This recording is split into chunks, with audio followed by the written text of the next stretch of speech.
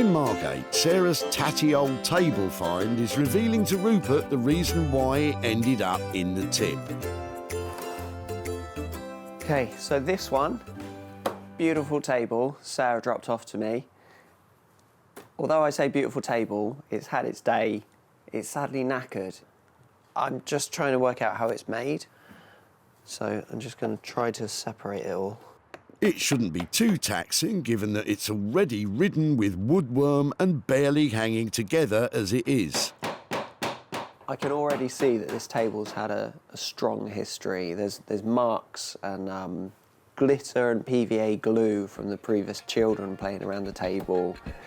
And sadly, the family that this came from, they just outgrew it. Often with old wood like this, when you start playing with it, you reawaken old smells or all sorts of things. Every meal and every glass of wine that's been spilt on it. A nice old kitchen pine table always makes me hungry. Could go for a nice sandwich around this table right now. That's the last piece of the top.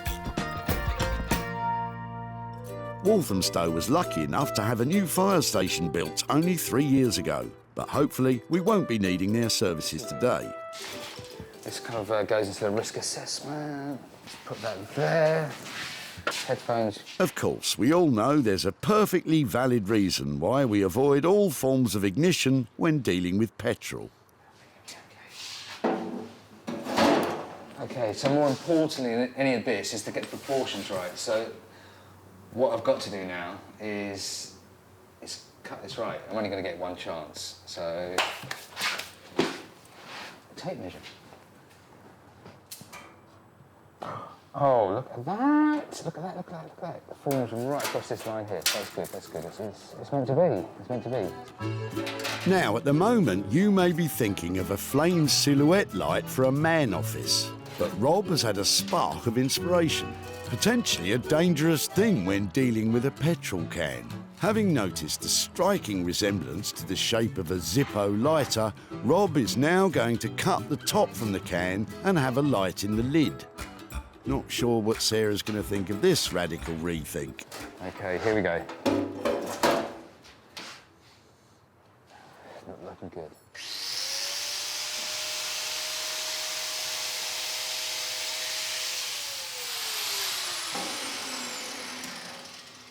You know what? You're going back to the original plan? I was going to put a little bit more water in it. No, thought not. If Rob doesn't combust in the making of this new Zippo lamp, Sarah's going to be in for a big surprise when she sees the new design. It's difficult to watch. Oh, the design's coming out of me. I mean, maybe we could actually... Whoa! I'm sensing another change of plan. I don't dare say this because it... But maybe. OK, so we've got this.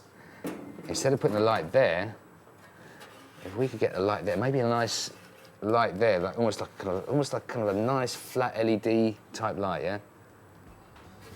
And then we have a little wooden bar there, so we have like a little, almost like a hip flask and maybe 2 glasses set in wood. Oh! Gotta think, Rob, gotta think, OK.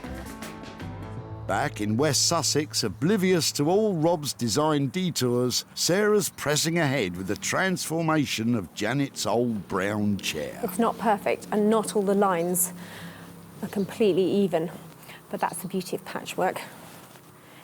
It won't be for everybody's taste, because some people like things really neat, but for me, I think that's pretty, and once I get the back panel on, I think we're nearly there. I've got a leftover piece of blanket ticking here. Front's a bit ugly, but I really like the worn bit on the back, so I'm going to use that as the panel to go over the back of the chair.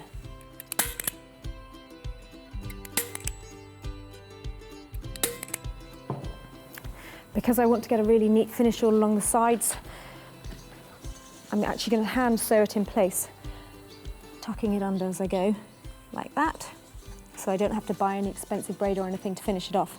And I think some little hand stitches, happy for them to be visible so it looks handmade. just catching the chair and the fabric. And that means the whole of the chair is going to feel really tight and the fabric underneath won't be moving around.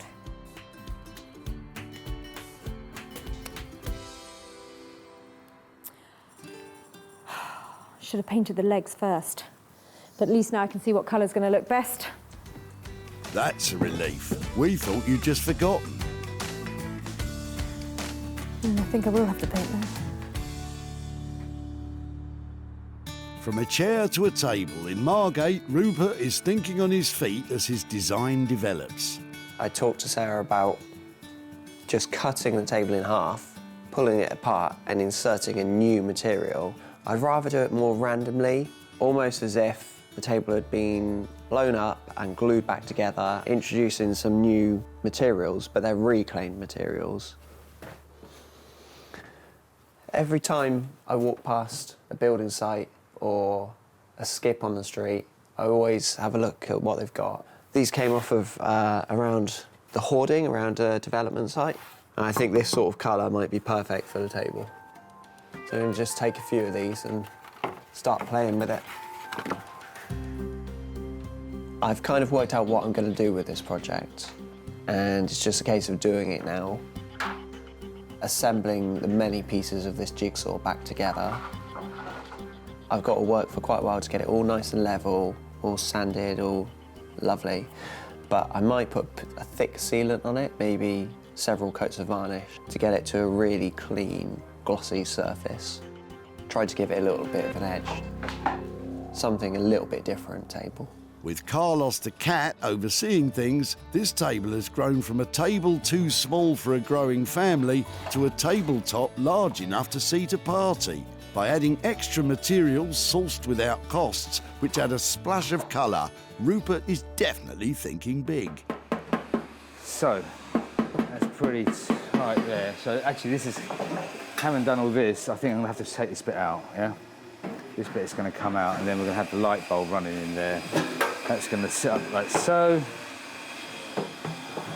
And I've gotta find some kind of catch to hold this, almost a bit sharp, hold this down when it's been moved. So there's gonna be a hinge on this side. Haven't quite found a hinge yet, the hinge, or maybe I'll just make one. And then when we lift it up, like so, got to find some way of actually keeping it up there. Okay, so a few little bits and pieces are going to take the time. It's unusual for Rob to have such freedom of design on a project. More often than not, when working for architects and artists, specific plans are provided detailing exact dimensions and specifications. So, with all this creative freedom, anything could happen. Not quite even, so I'm going to have to start again on this. As part of the ever-evolving plan for the old petrol can, Rob has placed an order for a hip flask, which will sit in a copper-lined recess, sunk into the wooden insert at the bottom half of the can. At the same time, in the lid, Rob has installed a light bulb of epic proportions. What I'll do is quickly fix this in so that's fixed in. Like I say, I want to replace it with some... I might even just use roofing nails, like zinc roofing nails, which might look okay as well. I just want that kind of whack. And now it's kind of like changed a little bit. Did you mention change? If this continues, there won't be much change from that old petrol can. With an ever-evolving design and limited resources in the shape of the original old petrol can, it's important for Rob to keep in mind that whatever we end up with still has to have a potential for profit.